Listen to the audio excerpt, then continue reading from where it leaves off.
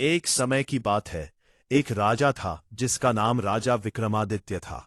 उसकी 7 रानियां थीं। रानी पद्मिनी, रानी चंद्रिका, रानी कमला, रानी सुंदरी, रानी ललिता, रानी मालिनी और रानी शशिकला। परंतु किसी से भी संतान नहीं हुई थी। इस कारण वह बहुत चिंतित रहता था, खासकर जब वह सोचता कि उसके बाद उसके साम्राज्य का क्या होगा।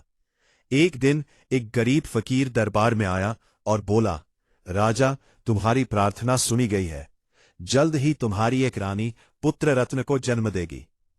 फकीर की बात सुनकर राजा बहुत प्रसन्न हुआ। उसने पूरे राज्य को इस शुभ समाचार की तैयारी करने का आदेश दिया। 7 रानियां विलासिता से भरे महलों में रहती थीं। सैकड़ों दासियां उनकी सेवा में लगी रहती और स्वादिष्ट भोजन व मिठाइयों की भरपूर व्यवस्था की गई थी। राजा को शिकार का बहुत शौक था। एक दिन शिकार पर जाने से पहले रानियों ने संदेश भेजा, आप कहीं भी शिकार के लिए जाइए, लेकिन उत्तर दिशा में मत जाना। हमने बुरा स्वप्न देखा है और हमें भय है कि वहां कुछ अनहोनी हो सकती है। राजा ने रानियों की बात मान ली और उत्तर दिशा में न जाने का वादा किया। उसने दक्षिण दिशा में शिकार की कोशिश की, लेकिन दुर्भाग्य से उसे वहां कुछ न मिला। यही हाल पूर्व और पश्चिम दिशा में भी हुआ। राजा, जो एक निपुण शिकारी था, ने ठान लिया कि वह खाली हाथ महल नहीं लौटेगा। अपनी रानियों से किए गए वादे को भूलकर वह उत्तर दिशा में शिकार के लिए निकल पड़ा। पहले तो उसे वहां भी सफलता नहीं मिली, लेकिन तभी उसकी नजर एक अद्भुत सफेद और सुनहरे रंग की हिरनी पर पड़ी, जिसके सींग चांदी की तरह चमक रहे थे। राजा ने तुरंत अपने सैनिकों को आदेश दिया कि जंगल को चारों ओर से घेर लिया जाए। हिरनी घेराबंदी में आ गई। जैसे ही राजा उसे पकड़ने आगे बढ़ा, उसने अचानक एक शक्तिशाली झटका देकर राजा को गिरा दिया और पहाड़ों की ओर भाग गई। राजा क्रोधित होकर अपने घोड़े पर सवार हुआ और पूरी गति से उसके पीछे दौड़ा, यहां तक कि उसके सभी सैनिक पीछे छूट गए। जल्द ही राजा एक संकरी घाटी में जा पहुंचा। से निकलने का कोई रास्ता नहीं था। वहां एक टूटी फूटी झोपड़ी दिखी। लंबी यात्रा से थके राजा ने अंदर झांका और पानी मांगा। झोपड़ी में बैठी एक वृद्धा ने अपनी सुंदर पुत्री को पानी लाने के लिए बुलाया। वह युवती असाधारण रूप से आकर्षक थी, सुनहरे बालों और गोरी चमकती त्वचा वाली। जब उसने राजा को पानी पिलाया तो राजा ने उसकी आंखों में देखा और तुरंत समझ गया कि यही वही हिरणी थी जिसका पीछा करते करते वह यहां तक पहुंचा था। राजा उस युवती के सौंदर्य पर मोहित हो गया और घुटनों के बल बैठकर विनती करने लगा कि वह उसकी दुल्हन बनकर महल चले। युवती मुस्कुराकर बोली, क्या तुम्हारी 7 रानियां पर्याप्त नहीं है? राजा ने अनुनय विनय की और वचन दिया कि वह उसकी हर इच्छा पूरी करेगा। युवती ने कहा, अगर तुम मुझे अपनी 7 रानियों की आंखें लाकर दोगे, तभी मैं तुम पर विश्वास करूंगी। राजा उसके सौंदर्य के जादू में बंधा महल लौट आया और निर्दयता से अपनी 7 रानियों की आंखें निकलवाकर उन्हें तहखाने में कैद कर दिया। फिर वह उन आंखों को लेकर युवती के पास पहुंचा। युवती ने ठहका लगाया, उन 14 आंखों को एक धागे में पिरोकर अपनी वृद्धा मां के गले में डाल दिया और कहा, इसे हमेशा पहनकर रखना जब तक मैं राजा के महल में रहूं। इसके बाद वो राजा के साथ महल चली गई, उसकी नई पत्नी बनकर। राजा ने उसे अपनी पूर्व रानियों के सभी आभूषण, वस्त्र और दासियां सौंप दी। इस प्रकार उसने वो सब कुछ पा लिया जिसकी उसे कामना थी। अब जल्द ही 7 रानियां, जो लाचार और कैद में थीं, एक नए जीवन के आगमन की साक्षी बनी। सबसे बड़ी रानी, रानी पद्मिनी ने एक सुंदर बालक को जन्म दिया।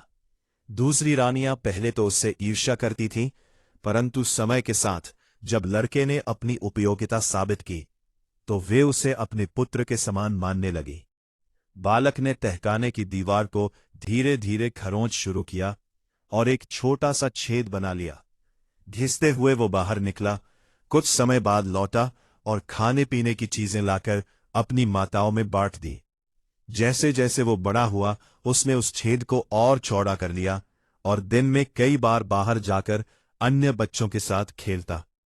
गांव के सभी बच्चे उसे छोटू कहकर पुकारते थे, लेकिन कोई नहीं जानता था कि वो वास्तव में कौन है। और कलाबाजी से वो सबका प्रिय बन गया। लोग उसे बिस्कुट, अनाज या मिठाइयां देते, जिन्हें वो तहखाने में ले जाकर अपनी माताओं को खिलाता। सभी को लगा था कि रानियां तहखाने में भूख प्यास से मर चुकी हैं, लेकिन वो लड़का उनकी जीवन रेखा बन गया था। समय बीता और जब वो युवा हो गया तो एक दिन उसने अपना धनुष बाण उठाया और शिकार के लिए निकला। घूमते फिरते महल के प्रांगण में पहुंचा। तभी उसकी नजर सफेद हिरनी नई रानी पर पड़ी, जो कभी अप्रतिम सुंदरता की प्रतीक थी। उसी समय उसने महल के बुर्ज के आसपास उड़ते सफेद कबूतरों में से एक को निशाना बनाकर मार दिया। घायल कबूतर उड़ता हुआ सीधा सफेद रानी की खिड़की के पास आ गिरा। रानी ने खिड़की से बाहर झांका और पहली ही नजर में उस सुंदर युवक को देख लिया, जो धनुष बाण लिए खड़ा था। अपनी जादुई शक्ति से उसने तुरंत पहचान लिया कि ये लड़का राजा का पुत्र है। ईर्ष्या और क्रोध से जलते हुए उसने उसे नष्ट करने का निर्णय लिया। फौरन अपने सेवकों को भेजकर उस युवक को बुलवाया और कहा, क्या तुम ये कबूतर मुझे बेचोगे? लड़के ने कठोर स्वर में कहा, ये है कबूतर मेरी 7 अंधी माताओं के लिए है, जो अंधेरे और दुर्गंध से भरी काल कोठरी में बंद है। यदि मैं उन्हें भोजन ना दूं तो वे मर सकती है। धूर्त सफेद रानी क्रोधित होकर चिल्लाई, अरे दुष्ट, क्या तुम अपनी माताओं की आंखें उन्हें वापस नहीं देना चाहोगे? ये कबूतर मुझे सौंप दो और मैं तुम्हें वह स्थान बता दूंगी जहां से तुम उनकी आंखें प्राप्त कर सकते हो। मैं वचन देती हूं कि मैं तुम्हारी मदद करूंगी। ये सुनकर लड़का अत्यधिक प्रसन्न हो गया और उसने बिना देर किए कबूतर रानी को सौंप दिया। तब रानी ने उसे आदेश दिया कि वह उसकी मां को खोजे, जिसने उन आंखों की माला अपने गले में पहनी है। यदि तुम ये कागज का टुकड़ा उसे दे दोगे तो वह तुम्हें आंखें लौटा देगी। रानी ने झूठ बोलते हुए कहा। लड़के ने कागज को सावधानी से अपने पास रख लिया, ये जाने बिना कि उसमें क्या लिखा है। दरअसल उसमें लिखा था, इस लड़के को तुरंत मार डालो और इसके खून को पानी की तरह पी जाओ। लड़का अभी पढ़ना लिखना नहीं जानता था, इसलिए वह उस संदेश को सीने से लगाकर सफेद रानी की मां की तलाश में निकल पड़ा। यात्रा के दौरान वह एक नगर में पहुंचा, जहां सभी लोग बेहद उदास और निराश नजर आ रहे थे। लड़के ने नगरवासियों से पूछा, तुम सब इतने दुखी और उदास क्यों हो? लोगों ने उत्तर दिया, हमारे राजा की केवल एक संतान है, एक बेटी। वह विवाह करने को तैयार नहीं होती, लेकर आता है, उसे ठुकरा देती है। जब राजा का निधन होगा तो राज्य और उसकी विरासत का क्या होगा? इसी चिंता में हम सब दुखी हैं। राजकुमारी में शपथ ली है कि वह केवल उसी युवक से विवाह करेगी जिसकी 7 माताएं हो। जब से ये सुना है, राजा अत्यधिक परेशान और उदास है। उसने आदेश दिया है कि कोई भी नया आगंतुक नगर में आए तो उसे राजकुमारी के सामने प्रस्तुत किया जाए। लड़का बेचैन था क्योंकि उसे अपनी माताओं की आंखों की तलाश थी, लेकिन नगरवासियों ने उसे जल्दी से राजकुमारी के महल में पहुंचा दिया। जब राजकुमारी ने उसे देखा तो लज्जा से शर्माते हुए अपने पिता की ओर मुड़ी और कहा, यही मेरी पसंद है। नगर में पहले कभी ऐसा आनंद उत्सव नहीं हुआ था। लोग प्रसन्नता से झूम उठे, लेकिन लड़के ने कहा, मैं तब तक विवाह नहीं कर सकता जब तक अपनी माताओं की आंखें वापस नहीं लाकर उन्हें दृष्टि ना लौटा दो। राजकुमारी, जो बहुत बुद्धिमान और पढ़ी लिखी थी, यह सुनकर विचार मग्न हो गई। उसने लड़के से वह पर्चा दिखाने के लिए कहा। जब उसने उसमें लिखे विश्वासघाती शब्द पढ़े तो उसने बिना कोई प्रतिक्रिया दिए एक नया कागज दिया और उस पर लिखा, इस युवक का अच्छे से ध्यान रखा जाए और उसकी सभी इच्छाएं पूरी की जाए। फिर उसने वह पर्चा लड़के को वापस दे दिया। लड़का उतना चतुर नहीं था, इसलिए उसने उसे बिना शक किए अपने पास रख लिया। लगभग 1 साल बाद वह लड़का उस जर्जर झोपड़ी तक पहुंचा जो संकरी खाटियों के बीच स्थित थी। वही सफेद जादूगरनी की मां रहती थी, एक भद्दी और डरावनी औरत। जब उसने लड़के का पर्चा पढ़ा तो उसके चेहरे पर नाखुशी झलक पड़ी, खासकर जब लड़के ने आंखों का हार मांगा। फिर भी उसने अपना हार उतार कर लड़के को दे दिया और बोली, इसमें सिर्फ 13 आंखें हैं, एक मैंने पिछले सप्ताह दे दी थी। लड़का जितनी आंखें मिल सकी उनसे बहुत प्रसन्न था। वह जल्द से जल्द अपनी माताओं के पास लौटने के लिए निकल पड़ा। घर पहुंचते ही उसने 6 छोटी रानियों को 2-2 आंखें लौटा दी, जबकि सबसे बड़ी रानी को केवल 1 आंख दी और कहा, प्यारी मां, दूसरी आंख की तरह मैं हमेशा तुम्हारे साथ रहूंगा। इसके बाद वह अपने वादे के अनुसार राजकुमारी से विवाह करने के लिए लौट गया। लेकिन जब वह सफेद रानी के महल के पास से गुजरा तो उसने फिर से बुर्ज के पास उड़ते हुए कबूतरों को देखा।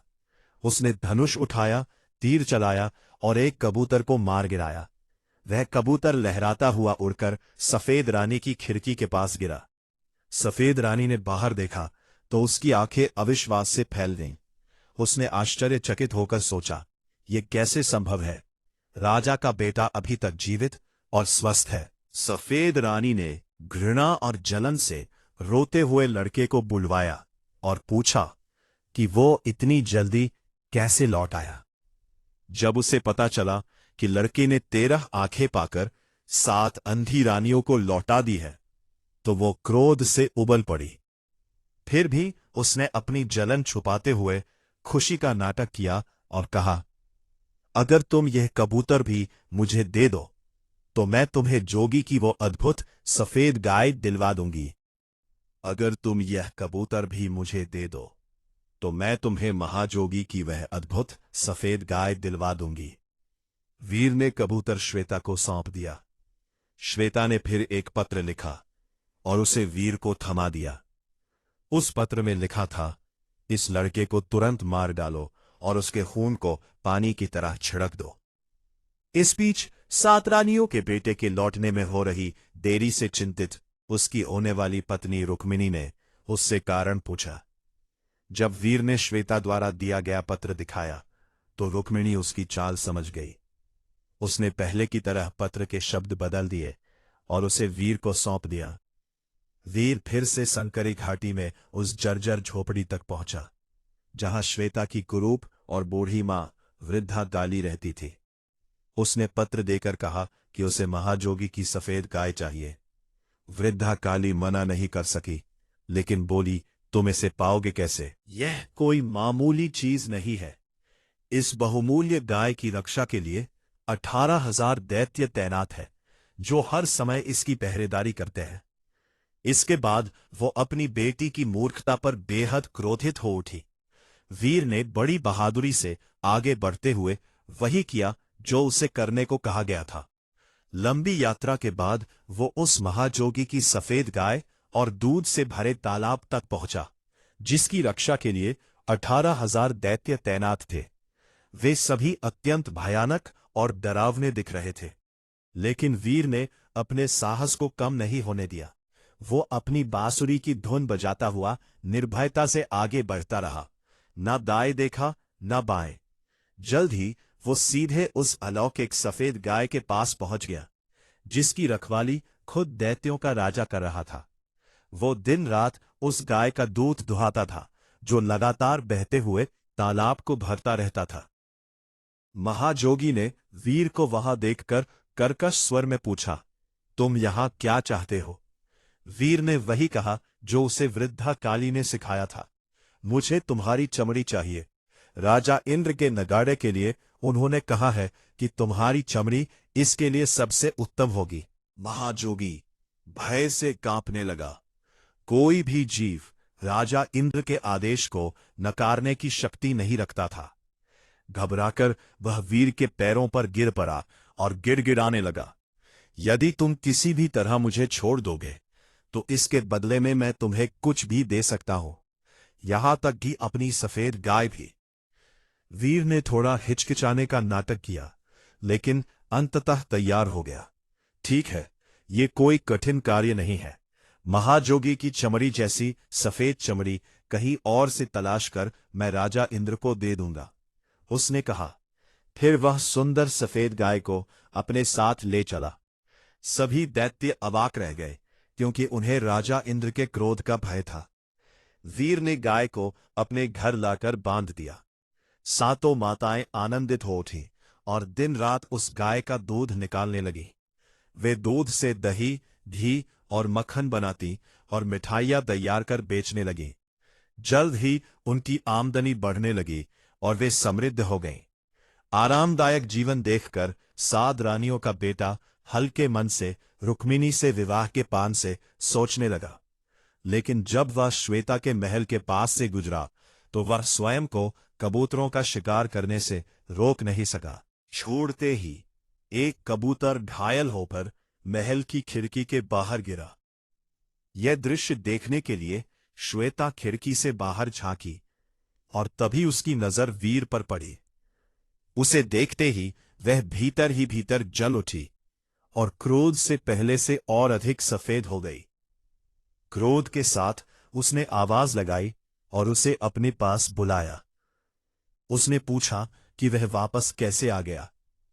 जब उसने सुना कि उसकी मां ने उस लड़के के साथ कितनी विनम्रता के साथ व्यवहार किया और उसके कार्य को सिद्ध करने में सहयोग किया, तो ये सब सुनकर वह अंदर ही अंदर कुड़कुड़ाती रही, लेकिन अपने चेहरे पर व्यक्त नहीं होने दिया।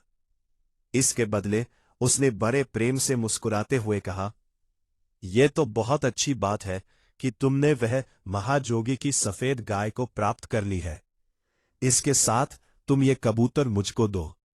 इसके बदले में मैं तुम्हें लाखों टन चावल, एक रात में पैदा होने वाले चावल के बीज को पाने का रास्ता बताऊंगी।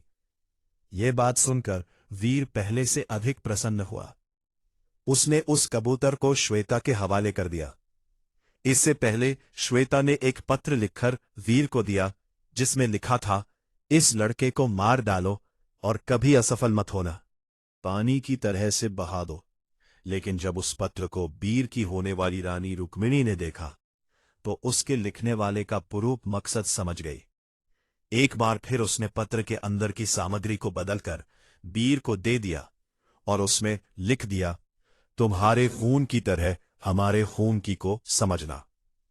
अब वीर उस संकरी घाटियों में एक बार फिर उस बदसूरत झोपड़े में पहुंचा, जहां पर वो कुरूप सफेद हिरणी की मां वृद्धा काली रहती थी। वहां वीर ने उसे पत्र देते हुए कहा कि उसे लाखों टन चावल, एक रात में ही पकने वाले चावल का बीज चाहिए। ये सुनने के बाद वृद्धा काली ने कहा, ये कैसे मांग सकता है इस प्रकार के चावल के बीज को, जो केवल एक रात में लाखों टन पके चावल में बदल जाता है। वृद्धा को उसके ऊपर बहुत अधिक क्रोध आया। वो लगभग क्रोध से लाल हो गई, लेकिन अपनी बेटी के भय के कारण उस लड़के को कुछ नहीं बोला। उसने स्वयं के क्रोध को नियंत्रित कर लिया और वीर से कहा, जाओ और देखो ऐसे खेत को जिसकी रक्षा के लिए 18 लाख दैत्य लगे हैं, और उसको चेतावनी दी कि वहां कभी भी पीछे मत देखना, सीधा आगे ही आगे चलते रहना और उस खेत के मध्य में पहुंचकर सबसे लंबे फसल को तोड़ लेना। इस तरह से 7 रानियों का बेटा वहां से चल पड़ा और जल्द ही वह खेत के पास पहुंच गया, जिसकी रक्षा के लिए 18 लाख दैत्य लगे थे। वहां पर वह लाखों टन चावल एक रात में तैयार करने वाला चावल का पेड़ खेत में सबसे मध्य में उगा था।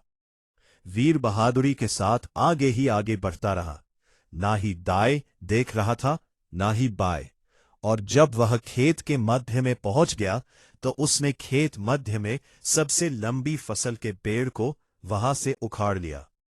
लेकिन जैसे ही वह उसे लेकर अपने घर की तरफ चला तो उसके पीछे से हजारों आवाजें एक साथ गूंजी। वह तुरंत राख के ढेर में परिवर्तित हो गया। इसके अतिरिक्त वहां कुछ भी नहीं था। अब जब बहुत अधिक समय बीत गया और वीर वापस नहीं आया, तो उस वृद्धा काली को चिंता होने लगी। फिर उसे याद आया जो उसकी बेटी ने पत्र में लिख दिया था, इसके अंदर वही खून है जो तुम्हारे अंदर है, इसे अपना ही खून समझना। इसलिए वह वहां से उस लड़के की तलाश में चल पड़ी कि उसके साथ आखिर हुआ क्या।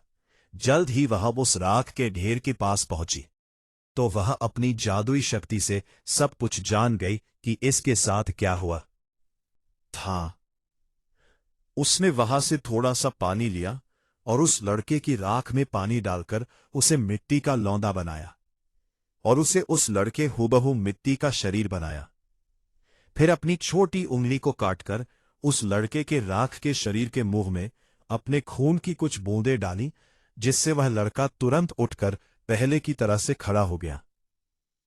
वृद्धा काली ने गुर्राते हुए उसे डपट कर कहा, दोबारा फिर कभी मेरी आज्ञा का उल्लंघन मत करना, नहीं तो मैं तुमको अकेला छोड़ दूंगी और अपनी दयालुता पर प्रायश्चित करूंगी।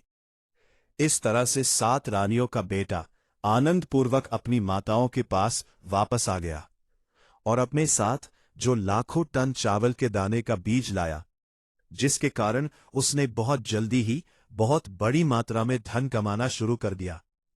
वह उस राज्य का सबसे अधिक धनी आदमी बन गया।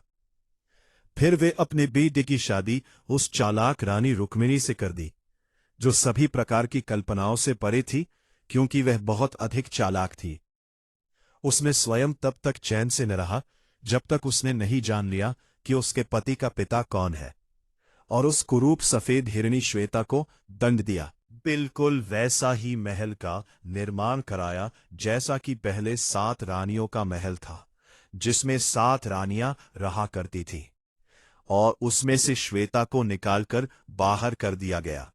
7 रानियां फिर से उसमें रहने लगी, और जब सब कुछ उसके इच्छा के अनुकूल हो गया, तो उसने अपने पति से कहकर शानदार भोजन उत्सव कराया। पूरे राज्य की जनता के साथ साथ बड़े बड़े सज्जन पुरुषों को आमंत्रित किया गया। और जब राजा विक्रमादित्य ने रहस्यमयी रानियों के बेटे के बारे में सुना, तो उसने अपनी गलती को माना। अपने पुत्र के आमंत्रण पर वह भी उत्सव में सम्मिलित हुआ। अब राजा ने 7 रानियों के रहस्यमयी बेटे के बारे में बहुत कुछ सुना था और उनके अद्भुत धन को देखा, इसलिए उन्होंने खुशी से निमंत्रण स्वीकार कर लिया। लेकिन जब वह महल में प्रवेश किया और यह सब देखकर आश्चर्यचकित हो गया, तो उसने पाया कि यहाँ हर किसी के लिए उसका प्रतिकृति था। और जब उसका मेजबान बड़े पैमाने पर परिधान किया गया, उसे सीधे निजी हॉल में ले जाया गया, जहां शाही सिंहासन पर 7 रानियां बैठी थीं। उसने आखिरी बार उन्हें देखा था। वह आश्चर्यचकित था जब तक कि राजकुमार वीर आगे नहीं आया। वीर ने खुद को राजा के पैरों पर गिरा लिया और 7 रानियों ने पूरी कहानी उसे सुना दी। तब राजा कहने लगे, मैं श्वेता जादूगरनी के मोह के जाल में आकर यह सब किया, कृपया मुझे माफ कर दो। और उस सफेद हिरनी जादूगरनी श्वेता को मौत के घाट उतार दिया गया। उसकी कब्र पर गठरी बांधी गई और उसके बाद 7 रानियां अपने शानदार महल में लौट आईं और सब लोग खुशी से रहने लगे।